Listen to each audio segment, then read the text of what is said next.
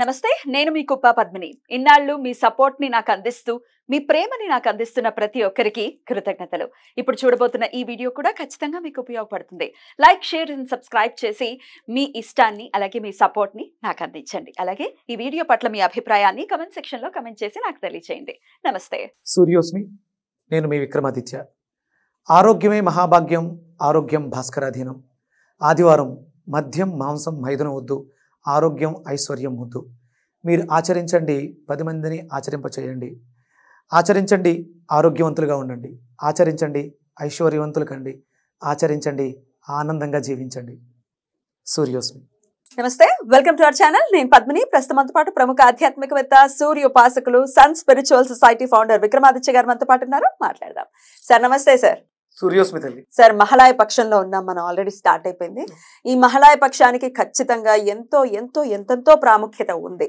ఖచ్చితంగా ప్రతి ఒక్క హిందువు కూడా వినియోగించుకోవాల్సినటువంటి రోజు ఎందుకంటే ముందు ఆరాధించాల్సింది మనం పితృదేవతల్ని ఆ తర్వాతే దేవీ దేవతల్ని అని కూడా చెప్తోంది శాస్త్రం అంటే ఎంత ఇంపార్టెన్స్ ఉంది మన పితరులకి మనం ఎటువంటి పరిస్థితుల్లో జీవిత పర్యంతం గ్రాటిట్యూడ్తోనే ఉండాలి తప్ప ఎందుకంటే ఇంత శరీరాన్ని ఇచ్చి ఇంత జీవితాన్ని ఇచ్చిన వారికి గ్రాటిట్యూడ్తోనే ఉండాలి అందుకోసమే పక్షం రోజుల పాటు 15 days ఇచ్చింది శాస్త్రం మరి ఈ 15 రోజుల్ని కూడా ఎలా వినియోగించుకోవాలి ఎందుకు అసలు పితృదేవతల ఆరాధన చేయాలి దాని అంతరార్థం ఏమిటి దానివల్ల మనకు వచ్చేటటువంటి లాభం అని అనాల్సి వస్తుంది అన్యదా భావించకండి ఖచ్చితంగా అర్థం అవ్వాలి అన్న అపేక్ష ఏమిటి లాభాలు ఏమిటి అనేది అర్థం అవ్వాలి అని మాత్రమే అడుగుతున్నాను చెప్పండి సార్ అంటే అండి మనం వినాయక చతుర్థి భాద్రపద మాసం జరుపుకున్న తర్వాత ఏకాదశి తిథి నుంచి మనం ఈ మహాలయ పక్షాల్లోకి ఎంటర్ అవడం జరిగింది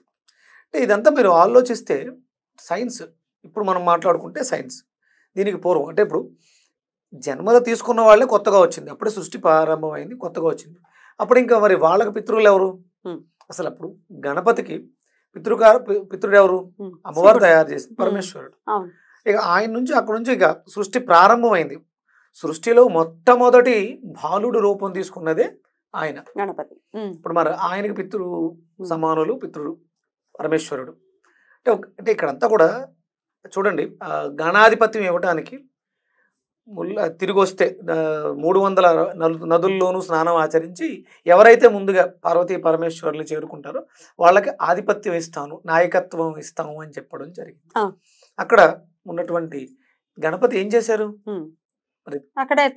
తిరగడానికి సహకరించని శరీరంతో అక్కడే ఉండి తల్లిదండ్రుల చుట్టూ తిరిగితే నదుల్లో స్నానం ఆచరిస్తూ సంచరిస్తున్నటువంటి కుమారస్వామికి దర్శనం ఇవ్వడం జరిగింది అంటే ఇక్కడ మనకి పితృలు తల్లిదండ్రులు జన్మనిచ్చిన వాళ్ళు ఇప్పుడు తయారు చేయనివ్వండి జన్మనిచ్చారు కానీ మన రాకకు కారణం అయ్యారు కాబట్టి వాళ్ళకి సంబంధించినటువంటి అంటే ప్రదక్షిణ చేయటం ఆయన చేసి చూపించారు ఇక అంటే మనం ఆ అద్భుతమైనటువంటి జన్మ కాదు అంత దైవికమైనటువంటి శక్తి మనలో లేదు అందుకని అంతకన్నా ఎక్కువ మనం పొందాలి కాబట్టి ఏం చేయాలి కృతజ్ఞతలు అంటే గ్రాటిట్యూడ్ కృతజ్ఞత తెలియచేయడానికి అంటే మనం చేసేటువంటి ప్రతిరోజు కర్మల్లో భూత యజ్ఞము అని చెప్తూ ఉంటాం అలాగే పితృయజ్ఞము అంటే మనం ఈ పంచకర్మల్లోనూ ఈ యజ్ఞాలుగా ఇవ్వబడింది కదా అందులో ప్రధానంగా ఇది అంటే ఇప్పుడే మొదలైంది సృష్టి ఇక నుంచి అంకురం మొలకెత్తి ఫలితాలను పొందాలంటే ఇవి చాలా ఇంపార్టెంట్ అయినటువంటి రోజులు అందుకని ముందుగా మనం ఎలాంటి విఘ్నాలు లేకుండా సంవత్సరం అంతా కూడా సాఫీగా జరగడానికి గణపతిని ఆరాధించి ఇక ఆ తర్వాత నుంచి మనం కార్యక్రమాలు చేసుకుంటూ మహాలయ పక్షాలలో మనకి జన్మనిచ్చినటువంటి పితృదేవతలు వాళ్ళకన్నా పైన ఉన్నటువంటి అంటే దేవతలు అన్నామంటే ఎందుకంటే మానవత్వం కన్నా అధికంగా శక్తి కలిగిన వాళ్ళని దేవతలుగా మనం కీర్తిస్తున్నాం వాళ్ళ పైన లోకాల్లో ఉన్నటువంటి దేవతలని ఇక్కడ మనకి పితృలని తీసుకుని వీళ్ళందరికీ కూడా కృతజ్ఞత తెలియజేస్తుంది ఇవ్వడానికి ఏమున్నాయి మన దగ్గర ఇప్పుడు ఈ భౌతిక దేహం కాదు వీళ్ళు అంటే మా నాన్నకి చికెన్ ఇష్టం మా నాన్నకి బెండకాయ ఇష్టం దోనకాయ ఇష్టం ఇవి చెప్తారు ఇప్పుడు శ్రాద్ధ కర్మలు చేస్తూ ఉంటారమ్మా మన 11వ రోజు భోజనాలు అవి పెడతారు తండ్రికి ఇష్టం అని చెప్పేసి అని చికెన్ అవి పెడుతూ ఉంటారు అసలు ఏంటి సాంప్రదాయం అసలు అక్కడ నిషిద్ధ పదార్థాలను పెట్టి నిషిద్ధ పదార్థాలు పెట్టకూడదు మరి ఇప్పుడు వాళ్ళ సాంప్రదాయాలను అనుసరించి వాళ్ళు ఏదో ఏంటి సాంప్రదాయం ఎక్కడి నుంచి వచ్చింది సాంప్రదాయం కరెక్ట్ కాదంటారు కాదు సాంప్రదాయం కాదమ్మా ఎలా అవుతుంది? ఇప్పుడు ఆయన భౌతిక దేహాన్ని విడిచిపెట్టాడమ్మా. ఆత్మకి అంటూ ఇవేమీ లేవు కదా.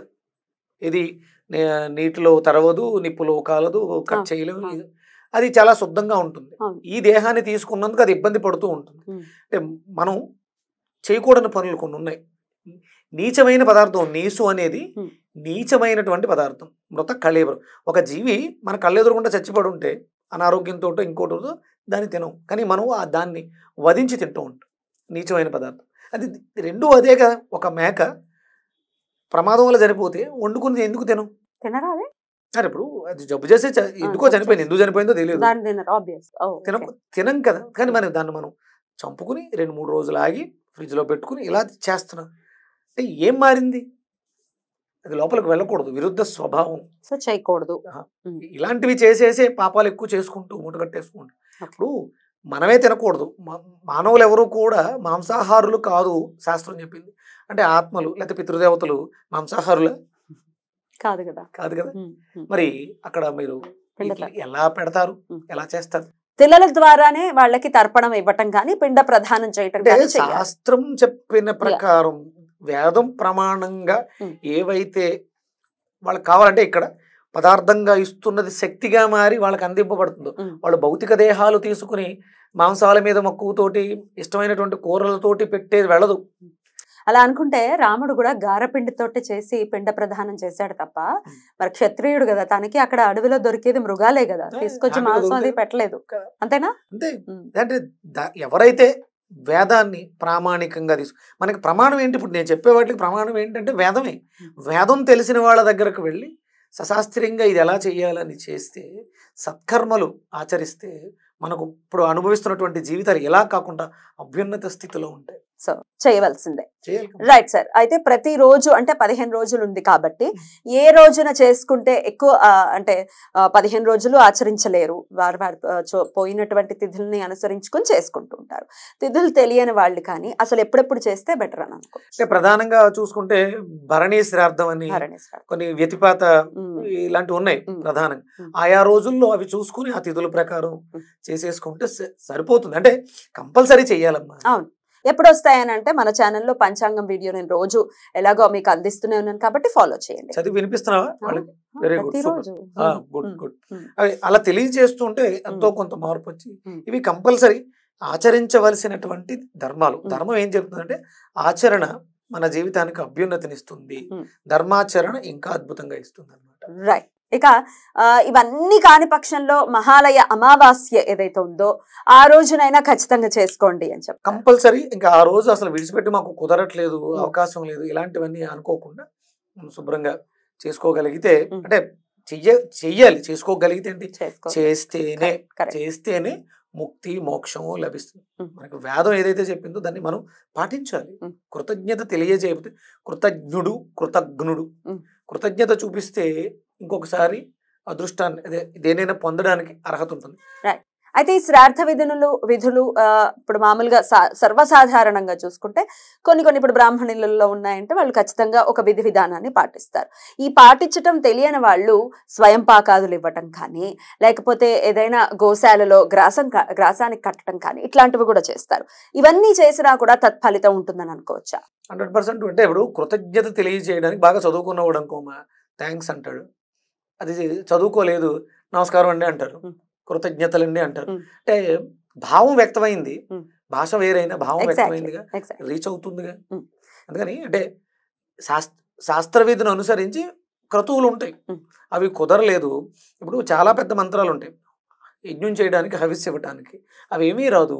అన్నిటికన్నా అద్భుతమైనటువంటి శక్తివంతమైన మంత్రం ఏంటి? ఓంకారం కదా. ఓం తర్వాత మిగతా మంత్రాలు వస్తాయి, ఏమీ రావు. ఆ ఓమును పట్టుకుంటే మిగతా మంత్రం వెళ్ళిపోయిందిగా. అంటే చెయ్యాలి అనే శ్రద్ధ. ఇక్కడ శ్రాద్ధ కర్మ, శ్రద్ధతో నువ్వు చేసేటువంటి ప్రతి పని దీనికి అవుతుందిగా, శ్రాద్ధ కర్మ అవుతుందిగా. ఇక్కడ చేయాలనిపించింది అవన్నీ అనుకుని. అంటే ఇక్కడ బ్రాహ్మణుడు అంటే ఎవరు? ఏదో ఒక కులం, ఒక తెగ, ఒక జాతో కాదు కదా. జ్ఞానం ఉన్నవాడిని, అభివృద్ధి చెందిన వాడిని, ఉన్నతంగా ఉన్నవాడిని బ్రాహ్మణుడు అన్నారు. అంతే. అంటే మనం కొంత విషయం తెలిస్తే మనలో కూడా ఆ బ్రాహ్మణత్వం అంటే బ్రహ్మ నాలెడ్జ్ వస్తుంది. కాబట్టి చిన్న చిన్నవి చేయటం మొదలు పెడితే ఏమీ తెలియదు. భగవంతుడు ఓంకారంతో కాళ్ళు పట్టుకుంటే ఆయనే చెప్తూ ఉంటాడు, ఎవరో ఒకరిని పంపిస్తూ ఉంటాడు. అది స్వీకరించడానికి కూడా ఎవరో ఒకరు రావాలి కదా. నాకు చెయ్యాలని మనసు ఉంది, సంకల్పించుకుంటే ఆటోమేటిక్గా వచ్చి కూర్చుంటారు. ఆయన పేరు మీద, మీ పితరుల పేరు మీద ఖచ్చితంగా ఏదో ఒకటి, అది అన్నదానం చేస్తారా, వస్త్రదానం చేస్తారా, మీకు ఏది వీలైతే అది చేయటం అనేది ఖచ్చితంగా అపాత్రదానము కాకుండా అనార్థులకి అన్న ప్రసాద వితరణ చెయ్యండి. అన్న ప్రసాద వితరణ చాలా మంది గొప్పగా మేము అన్నదానం చేసాం. అన్నదానం చేయడం నువ్వే ఎవరో ఇస్తే తీసుకుని బ్రతుకుతున్నాం మనం అందరం కూడా. అన్నదానం చేసే అర్హత యోగ్యత ఎవరికి లేదమ్మా. అన్నప్రసాద వితరణ చేయండి. అన్నదానం చేస్తే సోమరిపోతులు పెరుగుతారు, అన్నప్రసాద వితరణ చేస్తే జ్ఞానవంతులు అవుతారు, వృద్ధులు అవుతారు. రైట్. ఖచ్చితంగా ఈ 15 రోజుల్ని కూడా అట్లీస్ట్ 15 రోజుల్లో ఒక్కరోజైనా వినియోగించుకుని వారి వారి పితృదేవతల అనుగ్రహాన్ని ప్రతి ఒక్కరూ పొందాలన్న ఉద్దేశంతో ఇది అడగడం జరిగింది. స్వయంపాక దానం ఈ 15 రోజులు కూడా రోజు ఇవ్వచ్చు, మీకు స్తోమత ఉంది అంటే గ్రాటిట్యూడ్, కృతజ్ఞత ఇవ్వటమే ఉంది. ఇచ్చేవాడికి, ఇచ్చే మనసు ఉన్నవాడికి పొందే అర్హత ఉంటుంది, ఇస్తేనే వస్తుంది అంతే. ఓ 15 మార్లు ఓ 15 మందికి పెద్ద విశేషం ఏమి కాదు, మనం అనుకుంటే చేయగలం, చేయాలి, కంపల్సరీ చేయాలి. అద్భుతంగా నిన్న చాలా సంతోషం ఏంటంటే స్వామి 1 గంటన్నర ఆ టైంకి అలా వచ్చి అలా కూర్చొని అలా చూస్తున్నారా లేదా అని. ఎవరు? కాకబలి స్వామి, కాకాసురుడు. మాకు చాలా అదృష్టం అమ్మా. అంటే నాకు 2013 నుంచి నేను ఉంటున్న ఇంటి దగ్గరలో ఒక జంట ఉంటుంది, అదే పిల్లలు పెడుతూ ఉంటుంది. ఆయన వచ్చి అలా కూర్చొని 12:30కే ముందు ఫస్ట్ చూస్తారు, కానీ లోపల ఎక్కడ ఉంటే అరుస్తారు నేను వచ్చానని. 1 గంటన్నరకు మళ్ళీ వచ్చి భోజనం చేసి పెడతారా రోజు? కంపల్సరీ పెట్టాలమ్మా, పెట్టకపోతే రోజు గడవదు అంతే. ఆయన వచ్చి అడిగి తీసుకోవడం నాకు చాలా సంతోషం. అది ఎంత అంటే మనం ఎప్పుడో ఒక వీడియో చేస్తే మేము ఈ స్టార్ట్ చేసాం, ఇవి మొదలు పెట్టిన తర్వాత నేను నా జీవితంలో మార్పు వచ్చిందని కింద కామెంట్ చదివాను. చాలా సంతోషం. అవునవును, నేను చూసాను. పితృకార్యాలని మొదలు పెట్టాను పోయిన సంవత్సరమే, మా జీవితం చాలా టర్న్ అయిపోయింది. అది అసలు అనుభవించండి, దాన్ని చక్కగా చేసుకునే నేను నా లైఫ్ లో కూడా అదే జరిగింది. డెఫినెట్ గా చేయండి ప్లీజ్, దయచేసి. ఈ రోజు మీ ముందు నేను కనిపిస్తున్నాను, నాకు దానికి కారణం మేము మా ఇంట్లో స్టార్ట్ చేయడం పితృదేవతలు. అద్భుతం, బ్యూటిఫుల్ సార్, చాలా అద్భుతంగా వివరించారు. ప్రతి ఒక్కరూ చాలా చక్కగా వినియోగించుకోవాలని మనస్ఫూర్తిగా మనవి చేస్తూ కృతజ్ఞతలండి. నమస్తే. సూర్యస్మిత.